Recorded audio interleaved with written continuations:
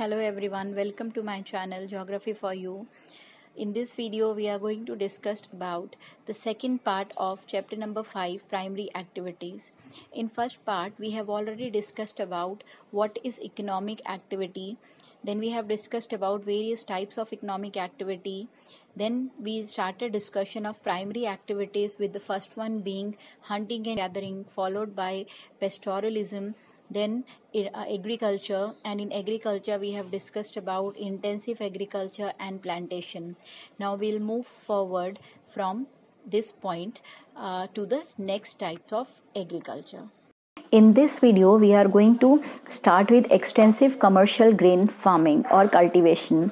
Now, this type of farming is practiced in the interior parts of semi-arid lands. Now, these areas are basically your grasslands like prairies, etc. Now, this area, we see that there are huge, very big farm sizes.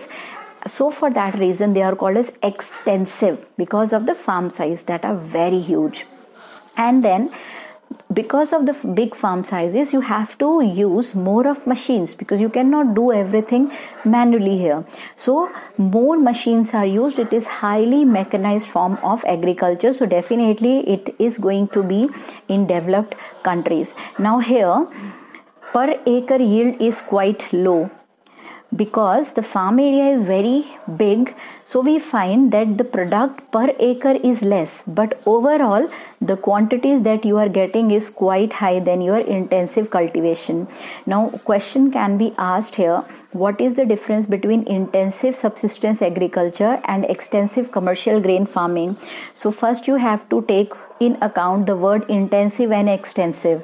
Intensive means from small area you are taking maximum, and extensive means a huge area, though your per acre yield is less, but the output, collective output, is going to be very high. Then in intensive, because of the small areas, use of machines are very limited. In extensive, use of machines is very high because of the large fields. Then in intensive, we were having more of family labor. In extensive, we have more of hired labor.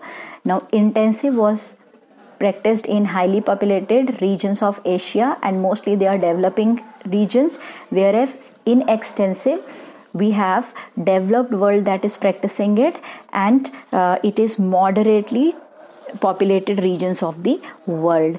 Now here everything is done in a scientific manner, and then most of the crops or the yields are exported.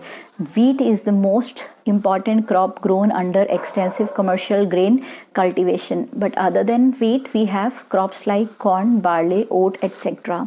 Now the region in which is practiced are basically your Eurasian steppes, the Canadian and American prairies, the pampas of Argentina, the wells of South Africa, and Australian downs and Canterbury plains of New Zealand. As I have told you, these are your temperate grasslands that are being used for extensive commercial grain farming. Coming to the next one, we have mixed farming. Now, as the word suggests, mixed farming means we are doing agriculture plus livestock rearing. So this is usually done on the fringe area of grasslands, where land is not very fertile, but yes, it is moderately fertile, which can be used for some type of agriculture plus animal rearing. So the regions where we are practicing this type of agriculture is your northwestern Europe, eastern North America, and parts of Eurasia and temperate latitudes of southern continent. Now in this, usually we are growing wheat, barley, oat, rye, maize, and other fodder crops. Why fodder crops? Because we are doing animal rearing also, so for that we need fodder, and so we are growing fodder crops in our fields as well. Now to maintain the soil fertility, the scientific methods of crop rotation and intercropping are also practiced. Now equal emphasis is laid on crop cultivation and animal husbandry. It's not that one is lesser than other. Both are equally important, and animals like cattle, sheep, pigs, poultry are used for making income. Now capital expenditure or investment is very high on farm machinery. huge buildings, extensive farms, then chemical fertilizers, everything, and the scientific methods, expertise of farmers. So you need huge capital investment. So definitely mixed farming is a feature of developed countries. Now moving to the next one, that is called as the dairy farming. Now dairy farming is the most advanced form of rearing milk animals. Now here the capital investment is very high because animal sheds you need to prepare, then storage facilities both for fodder and also whatever you are going to use as an output. For both you need to have very good storage facility because you're talking about milk and related products, so they'll get spoiled if you will not store them properly. So the facilities of feeding and milking animals, all work is done by machines. So it is very scientific, very expensive form, and is mostly practiced in the most developed countries of the world. Here the special emphasis is laid on cattle breeding and health services, because animals, if they are in a healthy condition, then only you can get the maximum returns. There is no off season for this work, right? For entire year, people are engaged, and for this reason we have to have a very good labor force that can look after animals. There is no off season for dairy farming. It is practiced nearly urban areas and industrial areas, so that the milk and the dairy products can be supplied quickly to the neighborhood area. The development of transportation, refrigeration, pasteurization and other preservation process have increased the duration of storage of various dairy products. Like in India also, if you are living in Delhi, still you can enjoy, or in any part of northern India, still you can enjoy Amul products that are coming from Gujarat. That has become possible only because of the refrigeration, pasteurization and preserving facilities that have increased over years. 3 main regions of commercial dairy farming in world are: largest one is in the northwestern Europe, second one is in Canada, and the third one is in Southeast Australia and New Zealand. Moving to the next one, it's Mediterranean agriculture. Now, as the term suggests, Mediterranean agriculture is highly specialized commercial agriculture practiced in the areas that are in the proximity to Mediterranean Sea. Now, Mediterranean region has very special quality that this region receives plenty of rainfall in winter season. And for that reason, this area is very good for the growth of the citrus plants. And if I talk about the world contribution, maximum contribution of grapes and other citrus fruits, raisin, currants are coming from Mediterranean region only. Now this Mediterranean region, in terms of countries, we have European countries on the northern side, and on the southern side we have African countries. The best quality wines in the world are also coming from this region, because this region has a high quality grapes cultivation. The cultivation of grape has been given a special word called as viticulture. So if definition comes, what is viticulture? It is the cultivation of grapes.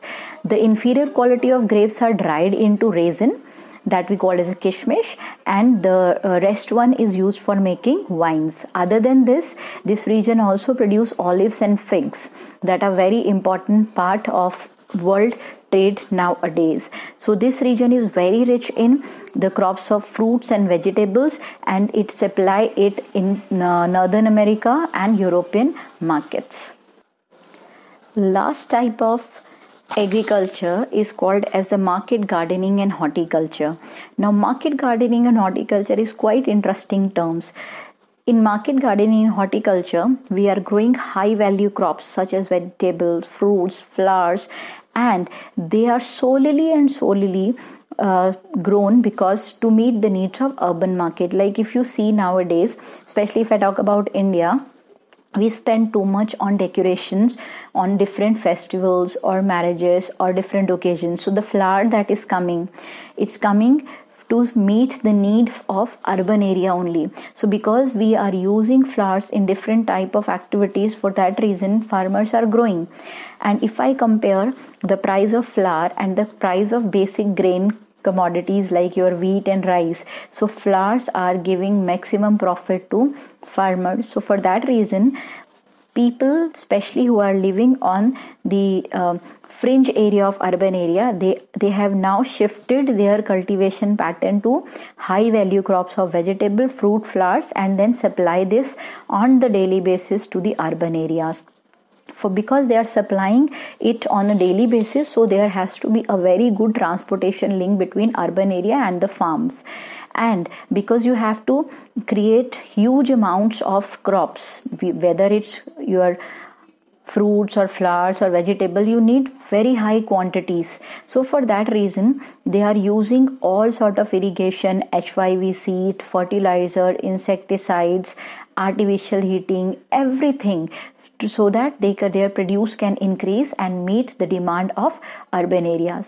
This is highly capital intensive, and both manual labor is required, as well as wherever there is a need of machines, they are used.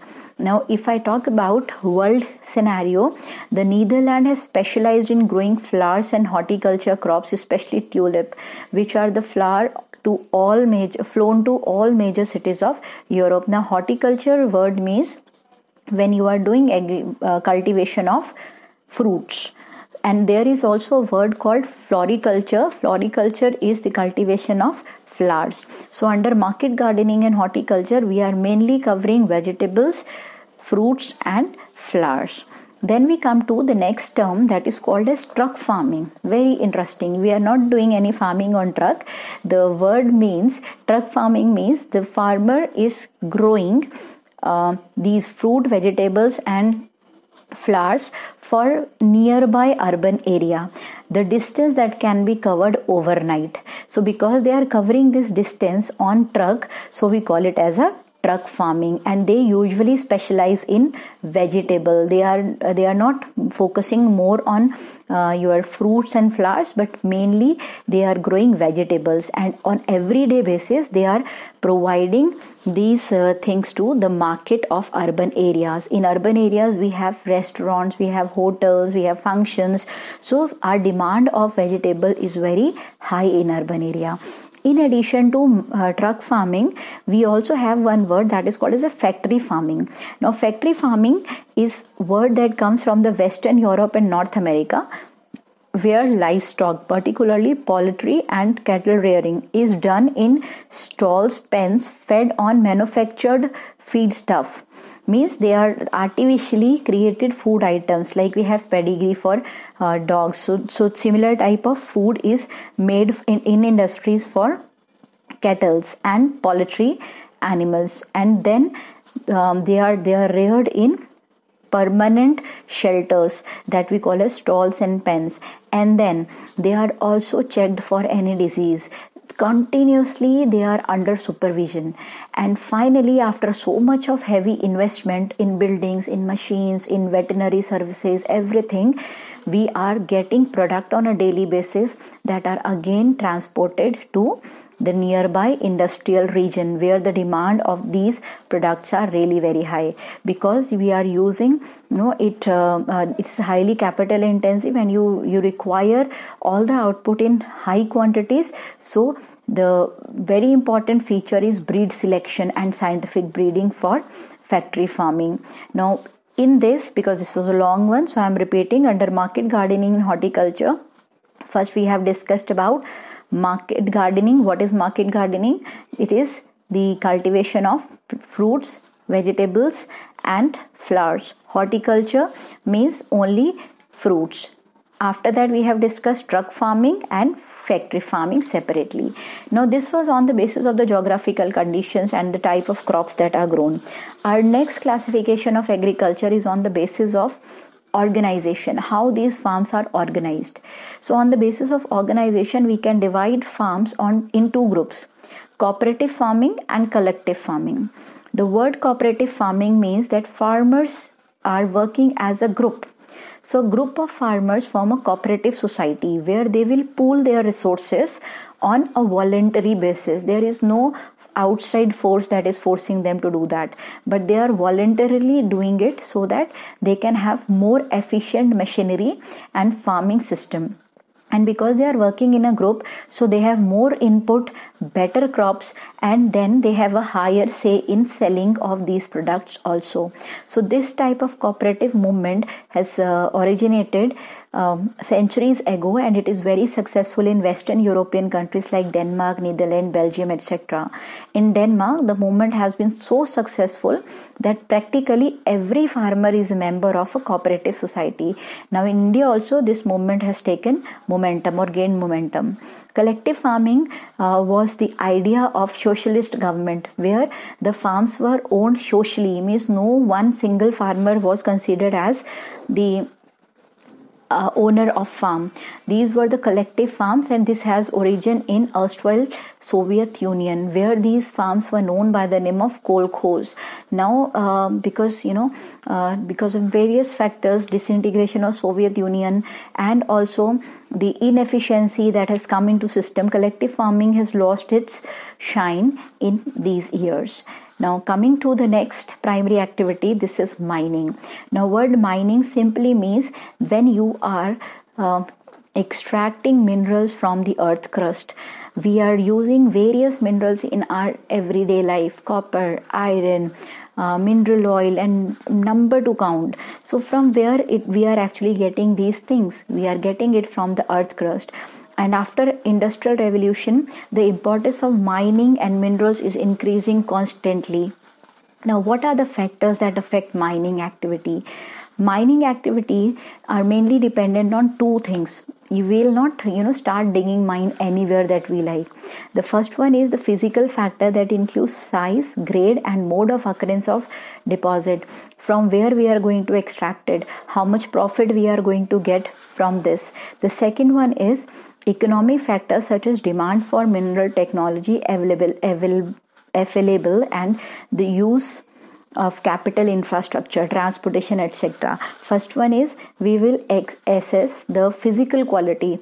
Suppose we have iron. So first we will test how much iron is present in a particular reserve and what is the quality of iron. Then we will do the calculation of economic part, that whether it is profitable, do we have technology, what is the depth of the your ore. So all the economic factors will come into play. So only after accessing these two factors we will go ahead with the mining activities, because it's a very huge task. You really cannot dig mine anywhere and start collecting resources. So you have to be very sensible in which area you have to invest your precious efforts.